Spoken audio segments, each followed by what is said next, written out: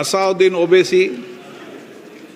Sir, I oppose this introduction of this constitutional amendment bill because it violates the parliamentary form of democracy and federalism, which are both parts of basic structure of the Constitution, sir.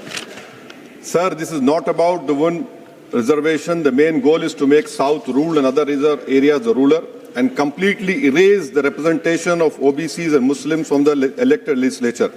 Sir, federalism is the basic structure of the Constitution. By removing the delimitation freeze, it gives more seats and power to larger population while denying a fair voice to smaller population. This again is a violation of federalism, which is part of basic structure, sir.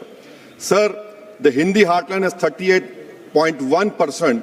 It will increase to 43.1%. Southern states will decrease from 24 to 20%. Sir, why I say it is complete destruction of federalism? It also curtails parliamentary democracy. Parliament democracy has to be representative of, if a voter in Telangana feels that their voting or not makes no difference, if decisions are taken in UP rather than parliament, why will they vote? Thirdly, sir, it violates our own direction 19A2. Minister has to give 7 days notice of motion for introducing a bill in this house. Similar copies of bill have to be introduced, need to be given to members 2 days before the introduction.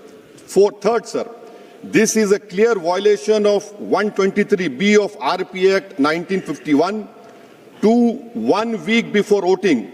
I call this a corrupt practice, sir. I will be asking for a division of this bill, sir, and I end by what Sahir Ludhiani had said.